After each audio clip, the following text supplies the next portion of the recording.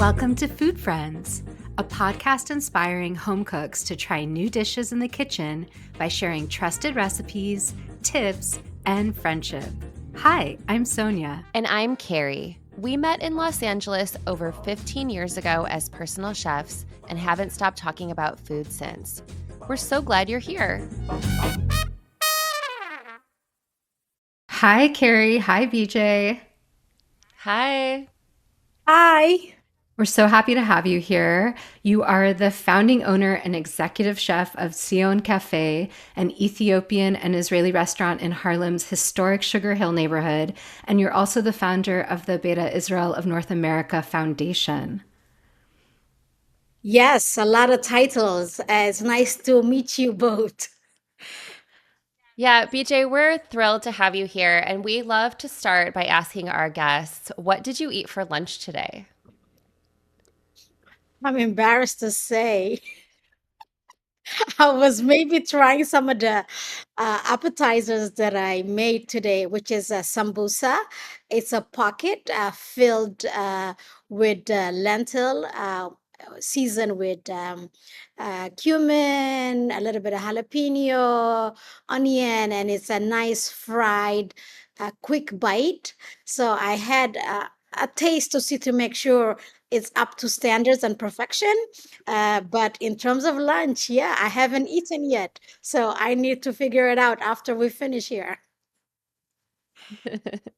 We can relate to that. We know, like a busy catering day, you're sort of eating and testing things all day, and then you naturally forget to eat. But that sounds like a great thing to snack on, I have to say. So, your story is incredibly inspiring. You were born in Ethiopia, but at age 4, you took an astonishing 2-month journey with your family and your community on foot to Sudan. And from there, with difficulty, you were able to eventually immigrate to Israel. And then in the early aughts, in the year 2000, you immigrate to the United States. Could you tell us more about your path and sort of what led you to New York and becoming this restaurateur and now cookbook author?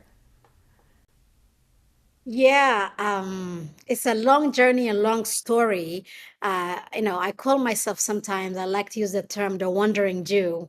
I guess, it's part of it. But New York, my interaction with New York was at the early, before 2000. I came to travel in the Americas after the service in the army, like a typical Israeli. You want to go travel the world and explore and find yourself. So my encounter with New York City was then 1996, and I loved what I saw, the melting pot, the different ethnic groups, the restaurants, the people. You basically, in one city, you can meet so many people, so many type of food. It was enchanting for me, and I basically wanted to be part of it. I didn't know when and how, but yet I continue in my journey to South America and Central America, going from the Machu Picchu to doing the Inca Trail and tasting different type of food. Spent there, it was a lovely adventure. I mean, kind of self-fulfilling journey to find who I am and just to interact and learn. But as I said, in the back of my mind, I always wanted to be in New York. So after a couple of years back in Israel, after my trip, I said, yeah, New York is basically calling me. Um, Coming to New York wasn't easy, trying to find a belonging, a place, a community. I couldn't find that. So I decided basically to form it, to create it, going from the nonprofit where I wanted to educate about the culture and heritage of Ethiopian Jewry, going from doing a film festival, shining light on different stories that is not in the mainstream, and hosting panel discussion and dialogues between different communities, and to have a better, easy interaction with the Jewish community, the African American community. By doing that, it kind of led to a lot of activities and awareness building and so forth. And one component I would say that kind of was missing, people will ask me, so what is Ethiopian Jewish food? And what is the difference between the Jewish and the non-Jewish Ethiopian, and so forth. I said, you know what? Maybe it's time for me, I guess, to open a restaurant again. Uh, you know, uh, uh, to establish something, which is I did different dinners, a lot of gathering, Shabbat dinners at my house, and everybody's like, "Yeah, I think you're ready to open a restaurant."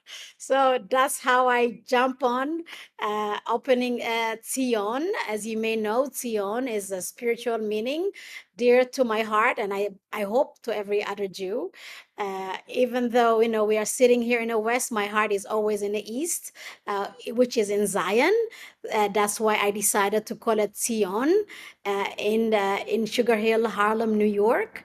Yeah, that's briefly the story how we came upon Zion Cafe, and from there, people come to Zion Cafe and they were like, "Do you have a cookbook? I would love a recipe for this." I said, "Okay, then.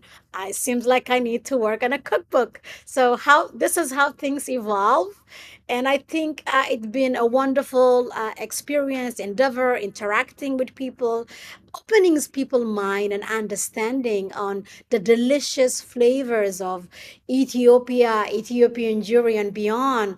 And I find that sometimes food is a very easy tool to open bridges and interact with people that never have an idea of the existence of the Ethiopian Jewish community and beyond. It was a good tool to engage. It's easy to digest, as I say many times, double meaning. But yeah, BJ, BJ, I was wondering if we could get a little more specific about the food, and if you could maybe describe to us what are some of the signature flavors of Ethiopian cuisine for maybe someone who's never had Ethiopian food or who's trying to understand like what you're cooking in Harlem. okay. My, the cuisine here in at Sion Cafe is not the typical Ethiopian restaurant you might go to DC or anywhere else. It's basically impacted by the different places and countries and places that I've been. So the Ethiopian cuisine is basically kind of based with a lot of stews. Everything is with the stew base, and then in order to scoop those delicious stews, you have the injera bread, which is artisanal bread that takes about 5 to 7 days to make. It's a fermentation, and all of that stuff, which is good for your metabolism. Sourdough style, even better. So, and in order to make, let's say you have two type of stews. You have the spicy one and you have the mild one, right? For the spicy stews, you will need the red base, which is the kullet, the silsi, right? And that is if you want to make a spicy, hearty chicken stew or beef stew or red lentil or ground chickpeas, right? These are the spicy stews. If you want to make it mild, everything will be based with garlic, ginger, and onion, and most likely with turmeric, right? To make it very mild and yellow. Uh, on the spicy one, the base, the silsi, will be onion, garlic, ginger, and berbere, which is going to give it the hearty, earthy, aromatic flavor. And the berbera itself is a whole artisanal process which contain about 18 separate spices. It's a blend. So the base for it is a chili pepper, and then on top of it you dry your red onion, your garlic, your ginger, your cumin, your cardamom, uh, and many fenugreek, basil, you name it, is endless, and is it's the berbera could be made specifically to each household. That's the beauty of it. My mom used to add a lot more kororima or coriander. It's really different, and you can tell by the stew that this lady made it, or somebody else made it. So it's a whole, there is a base for the berbera, but each one can enhance it, a little bit of cinnamon or nutmeg, what have you, right? So that's the base. This is what you need in order to make an Ethiopian dish. In the book, I kind of start with the pantry, right? How to make your berbera, and then from there, how to make your kullet, your silsi, your base. Your kullet silsi is basically like a harissa. It's very concentrated.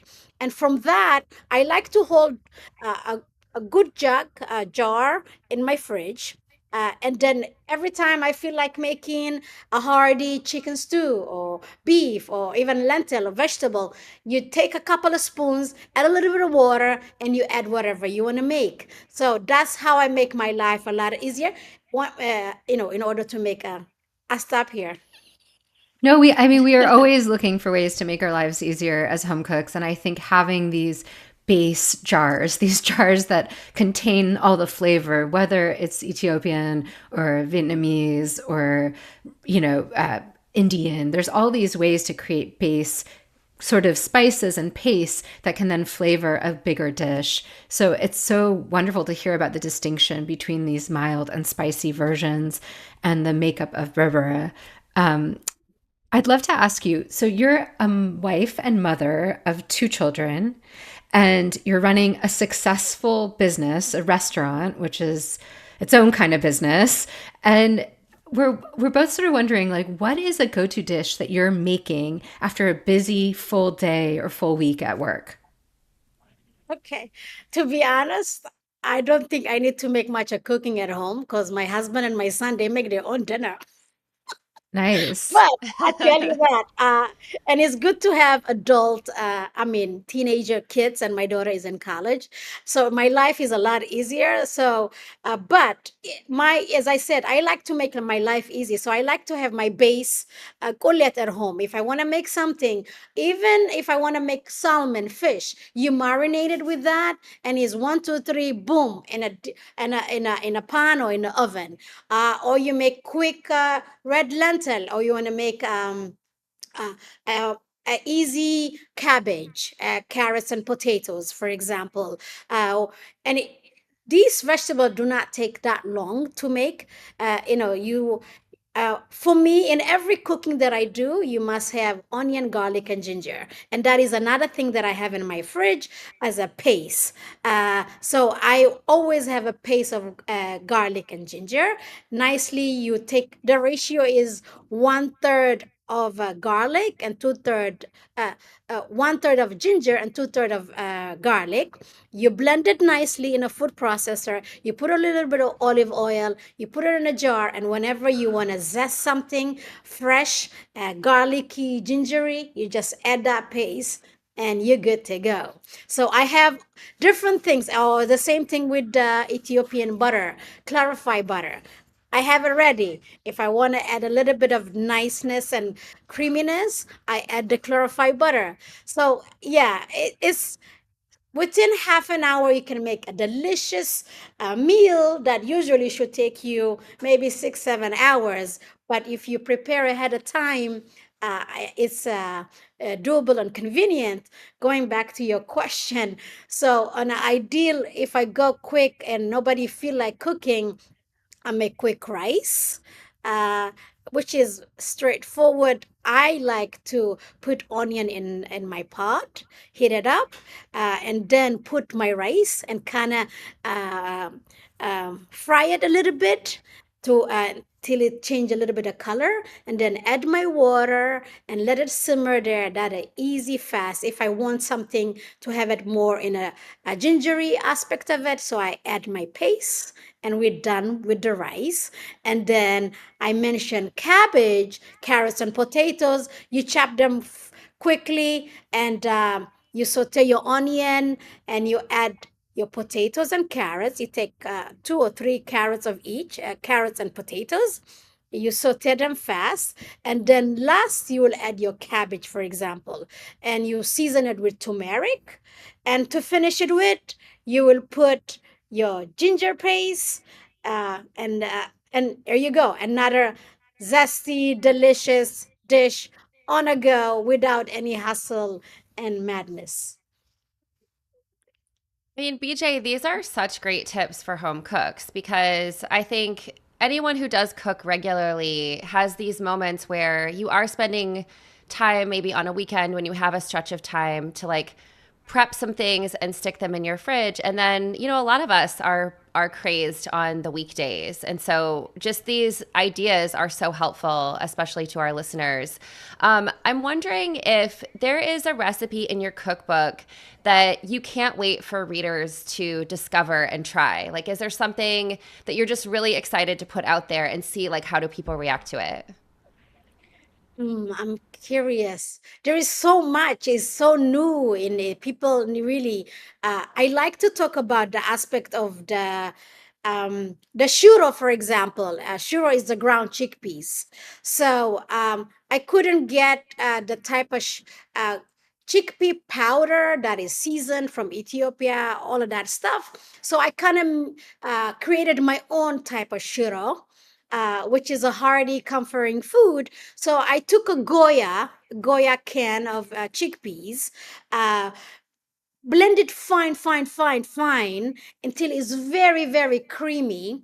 I took my base of the gullet, couple of spoons, cook it quickly, add my creamy blended chickpea, and here is my shiro. So that is something very different, not common. That this is my twist on making whatever is accessible to make it mine and convenient. And you have a new way of making hearty, delicious shiro, which is actually a lot more complicated to make an Ethiopian cuisine.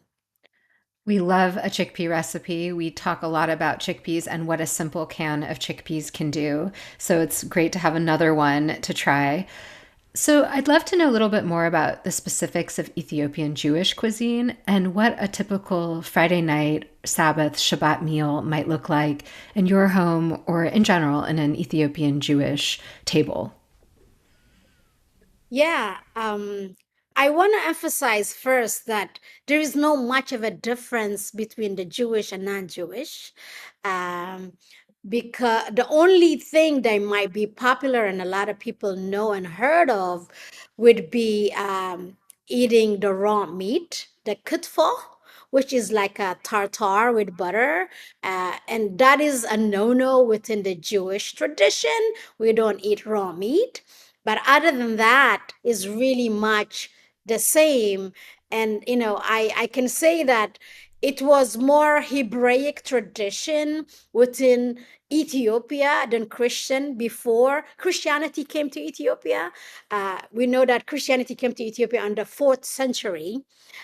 So before that, there was a lot more ancient tradition. So the influence is, I would say, is more Hebraic Jewish than anything else before Christianity came there. But anyway, I don't want to create a whole war in politics. But I can tell you, my ideal Shabbat, Kadam Senbet, the different dishes that we will make in preparation for the Shabbat. Of course, the dabo to welcome the Shabbat is in an equivalence of challah, but dabo is our bread that we welcome the Shabbat. There are different names for it. Everybody know the term dabo. I will keep it as that. And then, of course, you will have to have your injera bread, which is another whole process topic we will discuss, or is in the book. And you will have to have some meat, fish. Asa is the fish, or doro what, or something like a protein, or lamb. And on the side dishes that will, it could be main or not, you will have gomen, collard green, braised collard green. You will have cabbage. You will have yellow split pea. You can have pumpkin. It's a delicious array, different colors or beets on your table for Shabbat. Within the culture that I grew up in, the anticipation for Shabbat is kind of a big deal. Knowing that you always make your best those dishes, uh, or you have a special meat, you eat meat and all of that only on Shabbat. That's what I remember as a child. And I think it was uh, appreciation. There was a greater appreciation for meat and so forth rather than having it on a daily basis. And of course, my mom will make this homemade wine, which is tej, honey wine. That's another thing that's welcoming the Shabbat. In some occasion, you will have a special house-made yogurt, butter, ipe, like a cottage cheese or ricotta cheese, but a bit different. So this is the preparation, and having those delicious stews and bread in anticipation of Shabbat. Yeah. Well, BJ, I'm really curious. How has owning and operating a restaurant, how has that helped you become a better home cook? Like, what have you learned from your restaurant experience that you take back into your home kitchen? I would say the ability to make a big batch and kind of and maybe freeze it, or the couple examples that I gave you earlier, the base, the paste of ginger and garlic, all of those things. If you devote certain time, make it all in one shot, and then you have an easygoing month. Even that's what I do, just to make my life easy. Yeah, one day I maybe work hard for it, but later on it's just a lot easier and faster to execute and make the different dishes. That's what I do here in a restaurant too. I make a big batch of the base, and whatever we're running low on, we make it. We don't freeze anything. Any stew that we make, if it's the churro, the lentil, whatever it is, we finish and we can make it boom right away afterwards. So it kind of keep it fresh, delicious, and yeah, that's what I learned. So your book is coming out just in time for Passover. And so for folks listening who may not know about Passover, it's a Jewish holiday where we typically don't eat any wheat, any raised breads, and there's a lot of grain-free dishes. Different types of Jewish communities celebrate a little bit differently, but I'm wondering if there is a gluten-free or grain-free recipe specifically for dessert in your book that you love to serve at Passover that might even appeal to anyone who might be looking for something that doesn't have wheat or gluten. Well, as you may know, teff is the gluten-free grain native to Ethiopia. In the book, not a dessert per se, but there is a matzah that you can make from teff, which is gluten free, is hardy, and that's how I have it as a matzah for Pesach rather than dessert. But you can make a pudding out of it, anything in terms of really boiling. It's not in the book, but is very versatile in terms of the ability to execute desserts and cookies with the teff flour. And you mentioned for the people who don't eat legume, basically kitniyot, right? It's mainly Ashkenazi that don't eat kitniyot, lentil, and all of that stuff. But within my culture, you should eat chickpeas for Pesach. We even make matzah or bread out of chickpeas flour, or lentil, or stuff like that. So Ashkenazi people, you're missing out. Tell me about it. I've known that for a while. And just so people know, matzah is like a very thin cracker that's very simple. It's usually typically just that flour and water, in this case, teff flour, correct?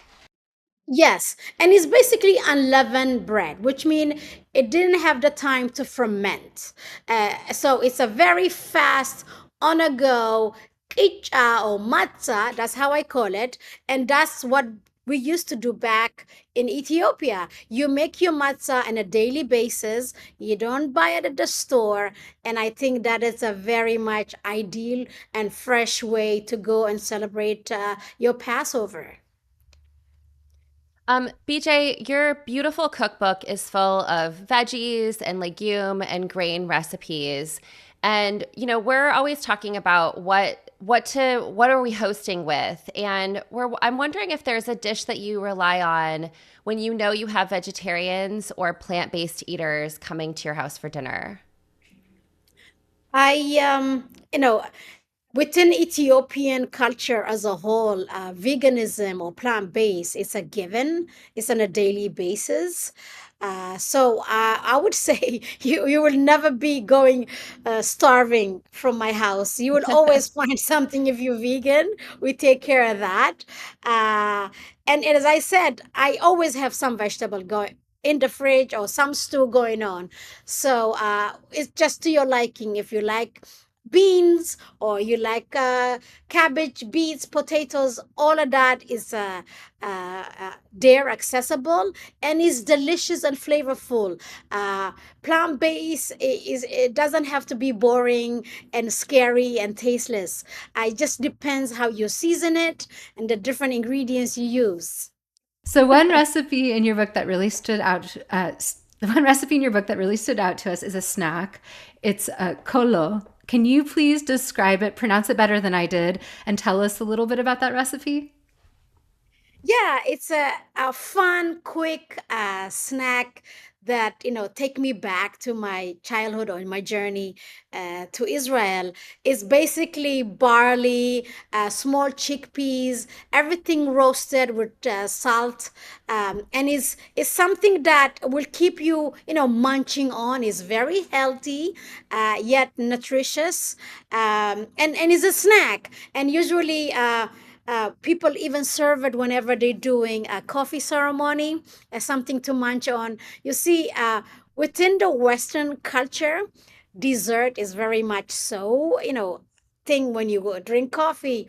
Uh, Within Ethiopian culture, dessert is really not. It's not within our culture. We don't need dessert. The thing that you will do is you will drink coffee and then you will have kolo. Uh, with this sometimes you can add a little bit of peanuts, roasted peanuts, or even add a little bit of raisins or craisins to give it a little bit of sweetness. But I didn't grow up on the need or urge to have a dessert after a meal. It took me a while, if in the cookbook, should I really bother including a little bit of dessert just for the sake of it?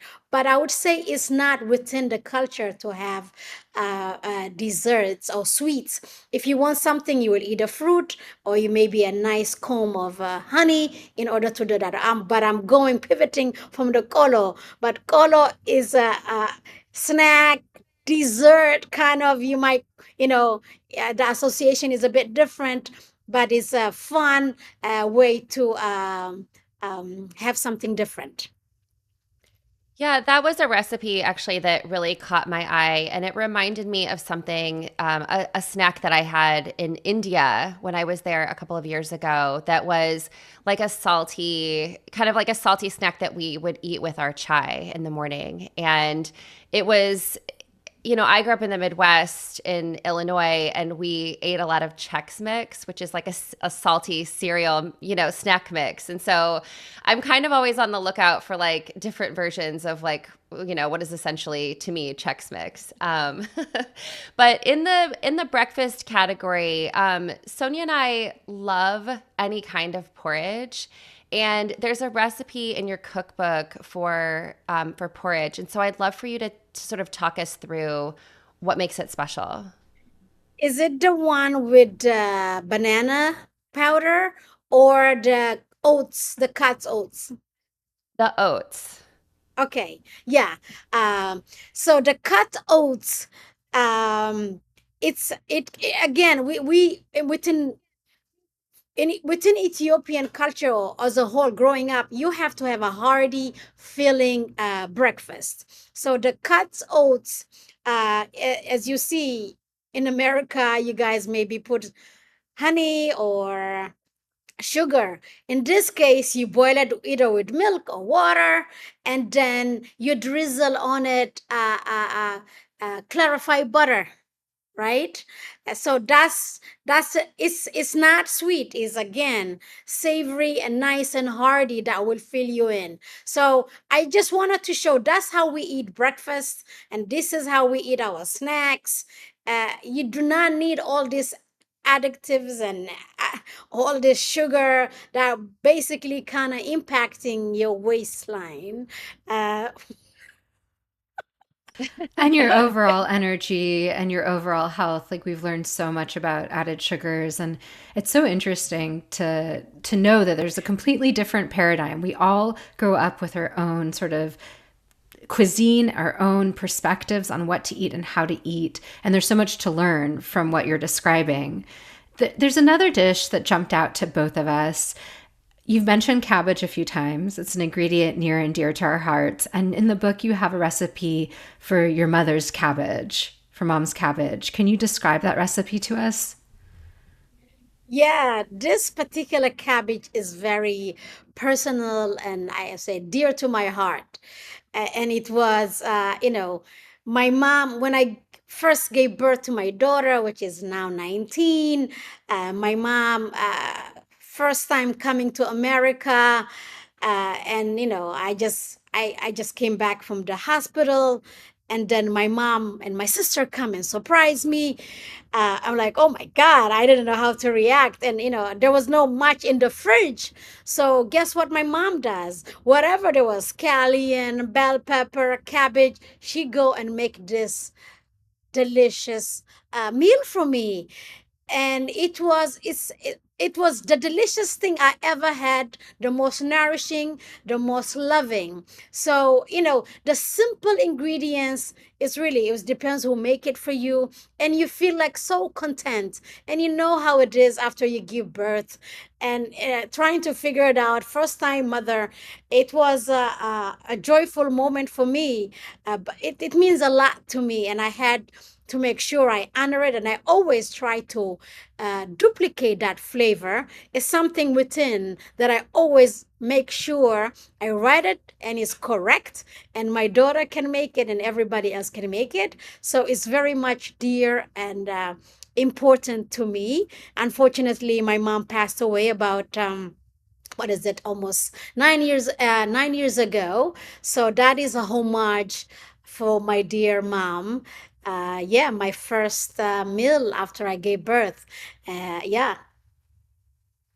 That's such a beautiful story. And I think, continuing to cook that really honors that energy that your mom offered to you. And it's like putting that intention in is something that you can do for whoever you cook this recipe for. So we also we're big fans of cabbage. So we always love another great cabbage recipe.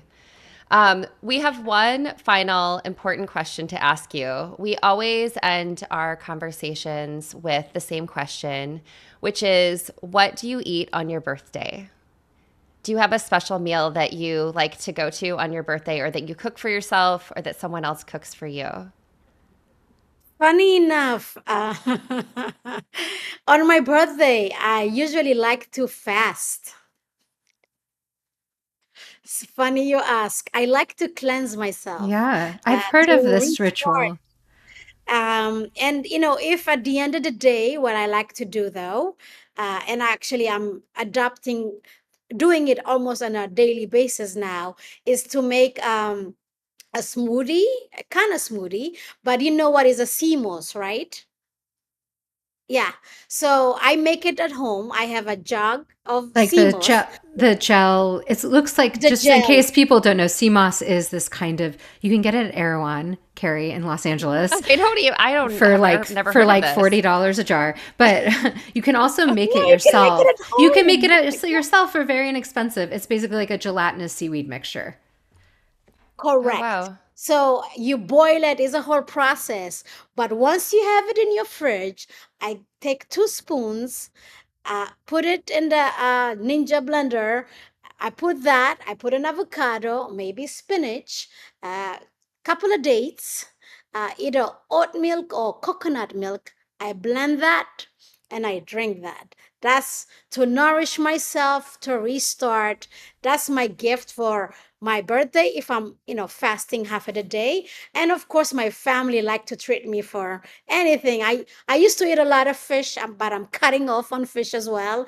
So I try to go to farm to table conscious place where they care about the environment and is seasonal food. That's my go-to right now. What a beautiful way to honor yourself on your birthday. I love this idea of fasting, of cleansing, of starting over on that day. And I also love that you're making your own sea moss at home. I think that's incredibly nutrient rich ingredient substance. So it's really cool to hear about people making it at home. And we'll link to some recipe. We'll find a recipe that we can link to so people at home can learn more about sea moss if they want to as well. It's gonna come in the next book. Great. Amazing. Well, BJ, this has been such a pleasure chatting with you. We really appreciate your time and all of your great tips and recipes, and just we really love the book. Is just absolutely gorgeous. I can't wait to keep cooking out of it. And we want to wish you great success with the book and congratulations. It's a huge achievement. And is the best way to find you at your restaurant in Harlem, or can people follow you on Instagram? Let our listeners know how best they can follow your work and find your recipes. Sure. They can find me at Tion Cafe on Instagram, or BJ's Gursha on Instagram as well, or sioncafe.com. We're there. Come by, stop, and we'll be happy to sign a book for you if you're in the area. And the book is coming out April 1st. And much love and peace to everybody. Thank you. Thanks so Thank much. you so much. Bye. Thank you. Bye. Bye-bye. Thanks for being our food friend. If you enjoyed our podcast, please subscribe, leave us a review, and share this episode with friends. We love hearing from you, so follow us on Instagram or drop us a line at foodfriendspodcast.com. Yes, we'd love to hear from you and your food friends. Happy cooking and eating.